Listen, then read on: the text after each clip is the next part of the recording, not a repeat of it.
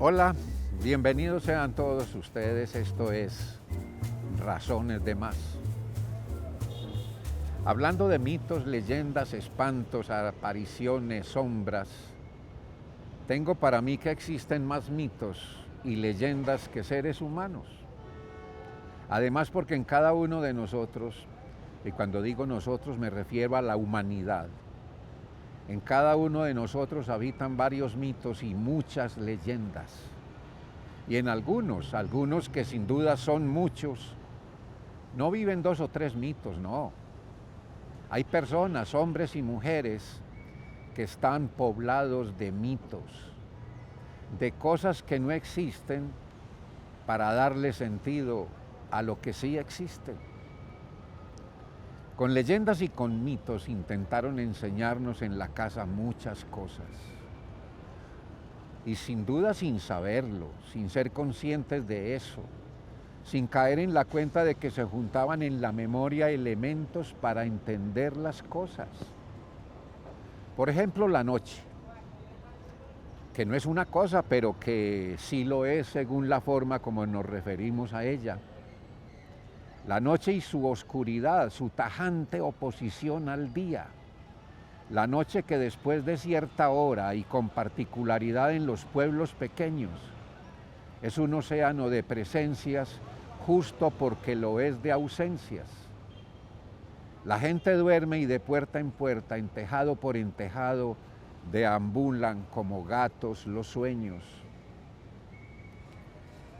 Éramos niños cuando mi mamá contaba una historia que electrizaba.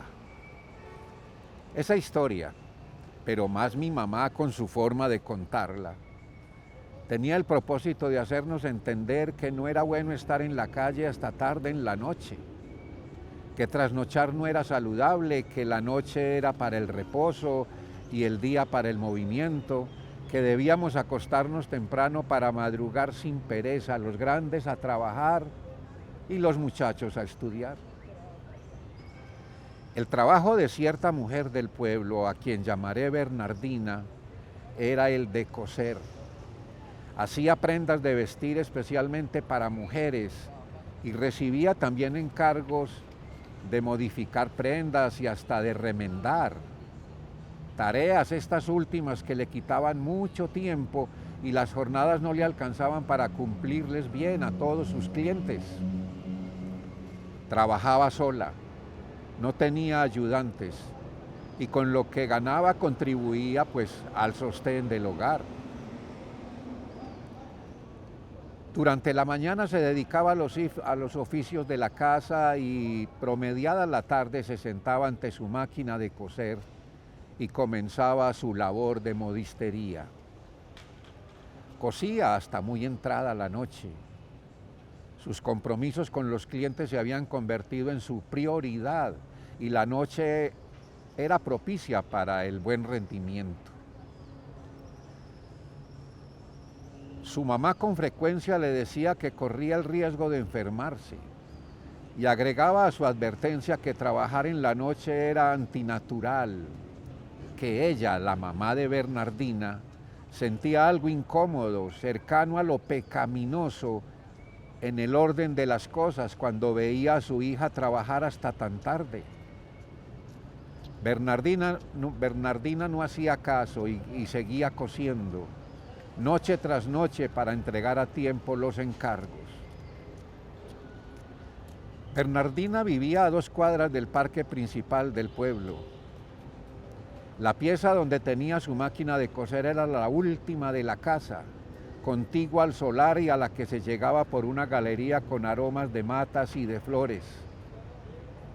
Una de las noches Bernardina tardó más de lo acostumbrado, empeñada en terminar prendas que debía entregar al día siguiente.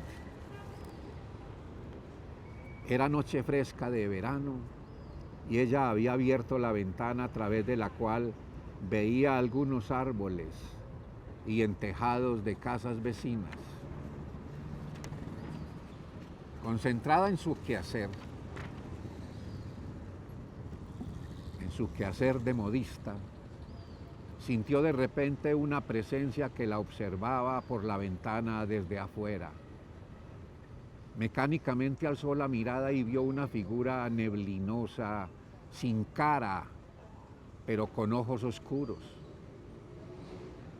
Bernardina suspendió su trabajo como cuando de súbito un motor se apaga. No era capaz de no mirar a la figura que la miraba y que con una voz ronca que parecía venir de muy lejos le dijo: trabaja de día que la noche es mía.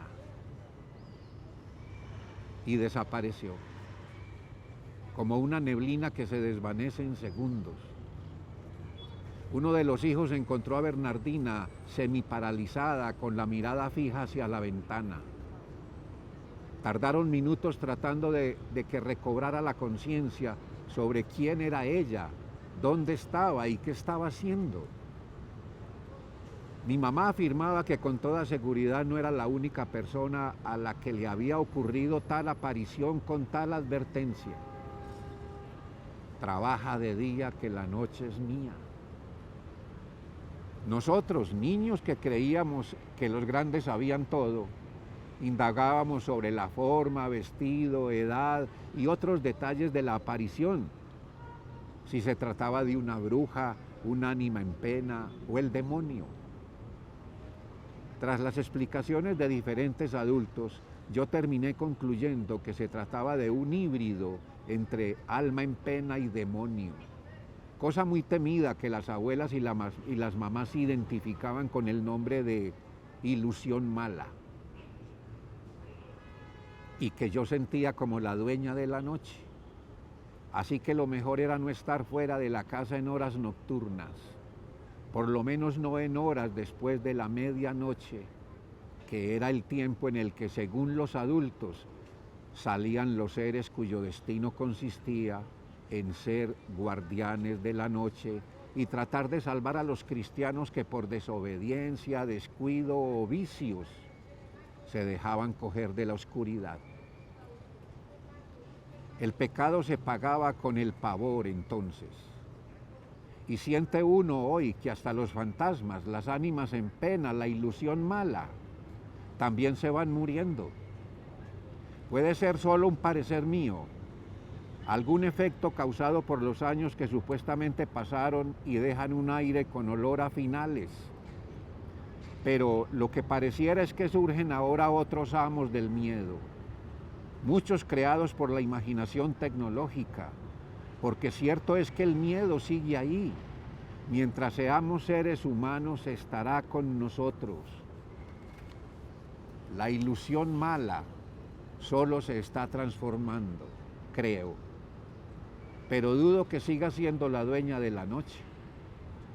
Lo digo porque, principalmente en las ciudades, la economía, los deseos, las adicciones, en general la apresurada cultura que define la vida hoy y el progreso, rompieron la noche. Arrinconaron a los fantasmas y estos tuvieron que irse, cree uno, a los ya escasos lugares donde la soledad no es molestada por el miedo que padece insomnio. Sin embargo, creo que la noche aún impone un respeto milenario. En ella sucede algo que solo a ella pertenece. Soy Luis Alirio Calle y esto es Razones de Más. Y que no nos preocupe no pensar igual, que nos preocupe no pensar.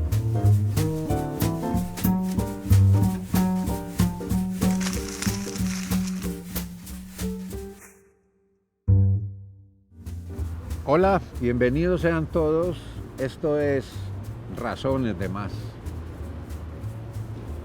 Se dice que el psicólogo y biólogo suizo Jean Piaget, reconocido por sus aportes al estudio de la infancia, afirmó alguna vez esto: los niños no juegan para aprender, pero aprenden porque juegan. Pienso ahora en esto y no dudo de que Piaget tenía razón. Cuando éramos niños, creábamos el mundo jugando. Lo descubríamos de a poquitos y especialmente con los juegos en grupo. Y digo que especialmente porque pactábamos condiciones, normas y reglas que tenían el mérito de sagradas. La trampa no tenía cabida en los juegos que hacíamos en las calles, en patios, en solares, en espacios abiertos donde muchos papás almacenaban tierra, arena y otros materiales. No había nada más serio y a la vez más feliz que el rigor de aquellos juegos. Hoy entre muchos adultos, bueno, yo me refiero a los de mi generación, es común que se recuerden aquellos juegos de la calle cuyos naturales dueños eran los niños, los muchachos como siempre nos llamaron. Y digo eran porque, por ejemplo, ya no se ve a niños lanzando trompo en la calle o a niñas en las aceras jugando a la pata coja, es decir, la rayuela, juego al que en muchas partes de Antioquia llamaban golosa. Lo jugaban solo las niñas. Hoy en día vemos aquellos juegos como mera conmemoración. Hablo de ciertas programaciones culturales, ferias, festivales, el Día de la Pereza en el municipio de Itagüí, por ejemplo. Por uno o más días se ve a lanzadores de trompo, los diversos juegos con bolas de cristal, conocidas como canicas, la pelota envenenada, el juego del pañuelo en el suelo en el centro de un círculo formado por participantes, al que sea capaz de llevarse el pañuelo sin que ninguno de los otros lo toque con la mano. Pero estas ferias o festivales terminan y aquellos juegos vuelven a la nostalgia de lo que sugiere el título de una novela del escritor antioqueño Juan José Hoyos, El cielo que perdimos. Sí, recordándolos, hoy sentimos aquellos juegos como pérdida. Pérdida causada en parte, puede ser, por el auge mediático y millonario de ciertos deportes como el fútbol, y en parte, de pronto mucha, por la tecnología que llega con otras formas de juego, todas virtuales, unas para jugar solos y otras para hacerlo con amigos, pero a distancia. Cada jugador desde su casa o desde cualquier otro sitio, sin contacto físico alguno. Ese contacto lo perdimos.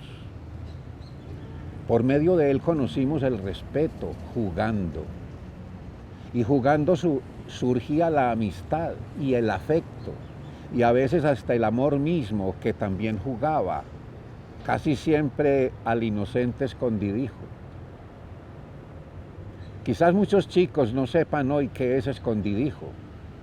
Muchos otros tendrán una vaga noción. Era el juego de la dificultad de encontrar lo escondido, para lo que era preciso ejercitar los sentidos del oído, la vista, la imaginación y la deducción.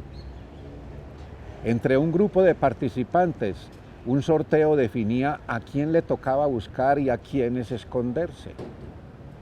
Con ese juego aprendimos a buscar y a encontrar. Podría decirse que con él se encendió en muchos el sentido de la investigación. Es probable que en algunos barrios y pueblos y de pronto en escuelas y colegios pueda uno ver a niños practicando juegos que hoy son obsoletos en virtud de una tecnología cada vez más novedosa y sorprendente. Pero lo cierto es que en vía de extinción están aquellos juegos con los que obtuvimos los primeros elementos para la construcción de la ética, sin que supiéramos desde luego que estábamos en ese aprendizaje, y mucho menos sin saber que se llamaba así, ética. Tal vez la magia era no saberlo, y ello formaba parte también del juego. No pretendo el lugar común de decir que otro tiempo fue mejor. Es quizás la idea de que algo de lo mejor de ese otro tiempo deberíamos aún tener.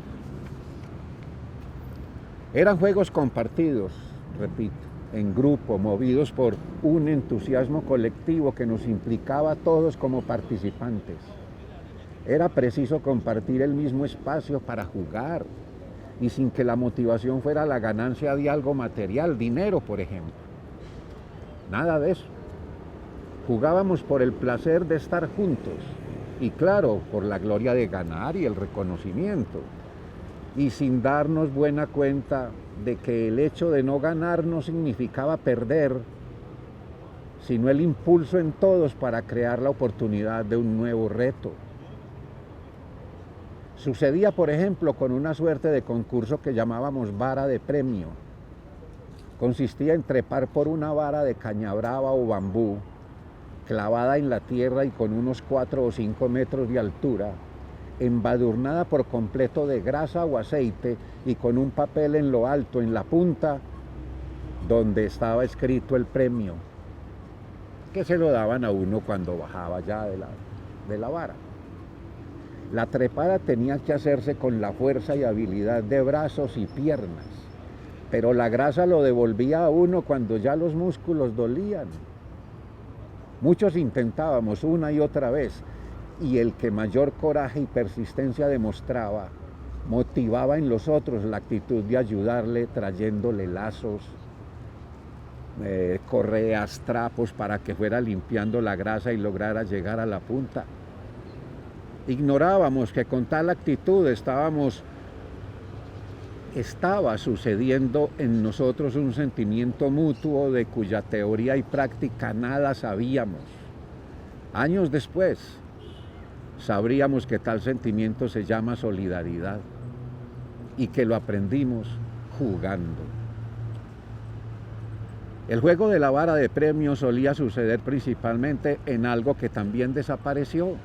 Se llamaba la fiesta del niño en el mes de octubre. Esa fiesta duraba 3 días de juegos en la escuela, patrocinada por maestros y padres de familia, con comida y premios y con la posibilidad de disfrutar a nuestras anchas de todos los juegos que conocíamos, muchos de los cuales requerían buenos espacios que la escuela nos procuraba. Hasta podría uno decir que muchos, quizás, aprendíamos más en esos 3 días de la fiesta del niño que en las horas de clase durante el resto del año. No sabíamos nada, o casi nada, pero jugábamos. Soy Luis Alirio Calle y esto es Razones de Más. Que no nos preocupe no pensar igual, que nos preocupe no pensar.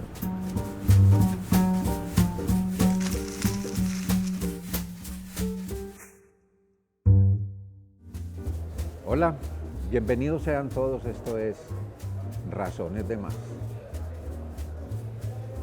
Me ha tocado muchas veces estar en trancones, en vehículos cuyos conductores entran en la impaciencia y en la rabia inútiles. Maldicen, golpean la cabrilla, se mueven en la silla, pitan. Logran angustiar a quien los acompaña. Siempre en los trancones, como acompañante o como conductor, veo, siento, pienso en el afán que hoy en día nos consume, nos acelera, nos reduce el tiempo, nos envejece. Creo que no hay mejor ejemplo de la inutilidad que hacer sonar el pito del carro en un trancón. Es señal de desesperación y de insensatez. El pito no hará que se despeje la vía, no con pitar llegará uno más rápido y más temprano a su destino.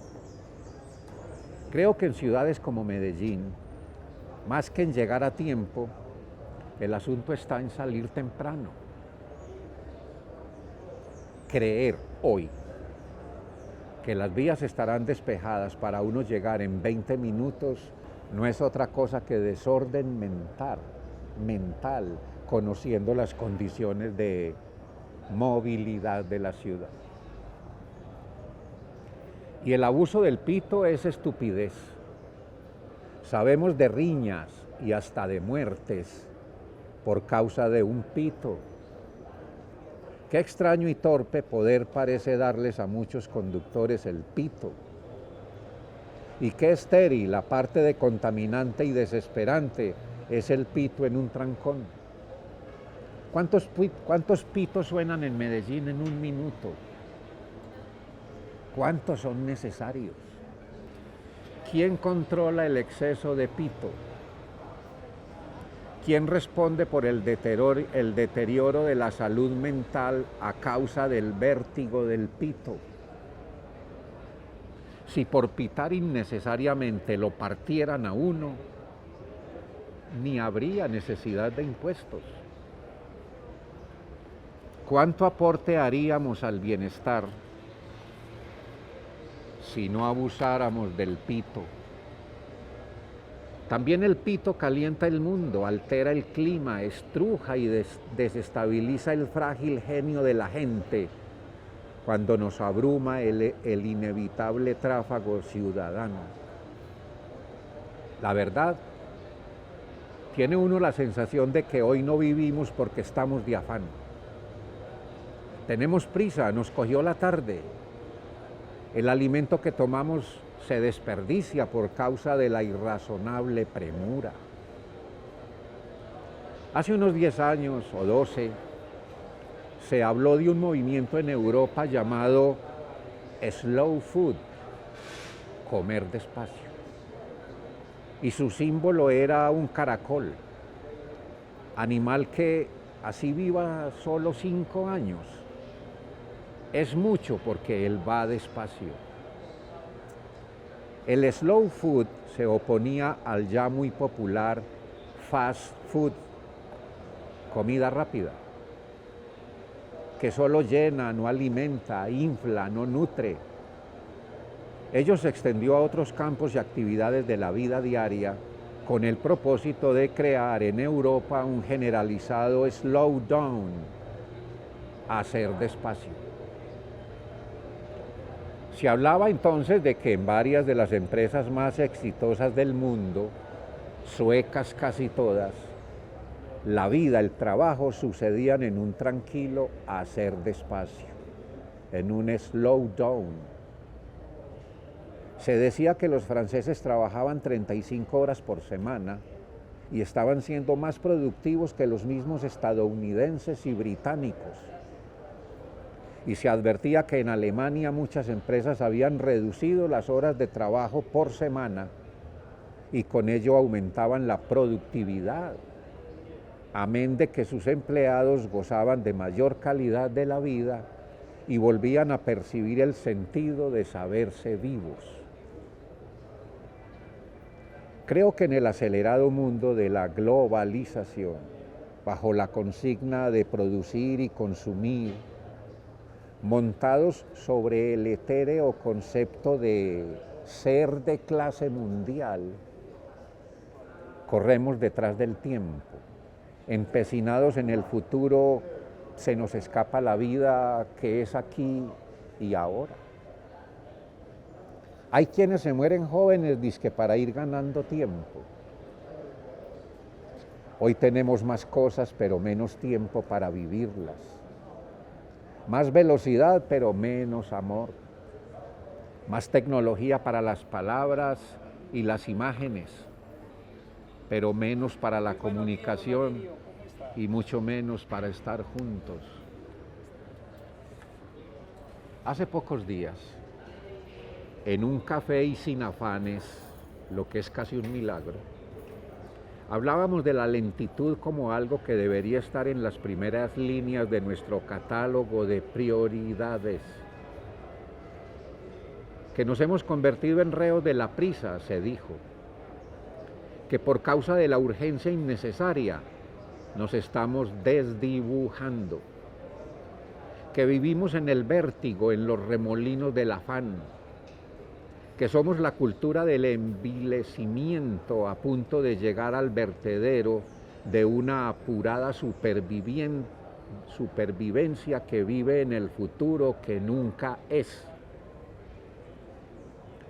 Tal vez no es el tiempo el que extrañamente está pasando muy rápido. Somos nosotros, ahora extraños para el tiempo. Antes lo medíamos, hoy el tiempo nos mide y nos limita, nos acorta. Somos el resultado de una humanidad multiplicada en individuos, cosas y urgencias, pero más reducida en comunicación, en contactos, en afecto. No vivimos, corremos. Hay que tener en el bolsillo la última tecnología en celulares, ser el primero, ganarse el premio, llamarse el mejor. Hay que hacer especializaciones sin que importe si tenemos alguna especialidad. Pasar de 20.000 seguidores en Twitter y alcanzar el orgullo inútil de registrar en Facebook 30.000 amigos. Se interrumpe el amor para contestar una llamada, para responder un trino, para ver quién escribió por WhatsApp. ¿No les parece que deberíamos detenernos, darnos cuenta de si seguimos vivos? La pregunta siguiente podría ser, ¿y cómo? ¿No sentimos que quizás lo urgente sea rehacernos, recomponernos con la actitud esclarecida de la lentitud, del hacer despacio? Creo que deberíamos revolcar el remolino en busca de algo de calma, al menos para el amor, que es el paraíso de lo que sucede despacio. Soy Luis Alirio Calle y esto es Razones de Más. Les deseo lo mejor y que no nos preocupe no pensar igual, que nos preocupe no pensar.